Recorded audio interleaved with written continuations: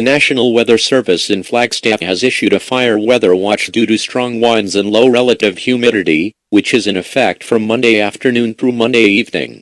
A fire weather watch in effect from Monday afternoon through Monday evening due to strong winds and low relative humidity for east central Arizona, affected area, Little Colorado River Valley and Navajo and Apache counties, eastern Mogollon Rim, White Mountains winds, south 20 to 30 miles per hour with gusts to 40 miles per hour relative humidity, 8-15% impacts. Any fires that develop will spread rapidly.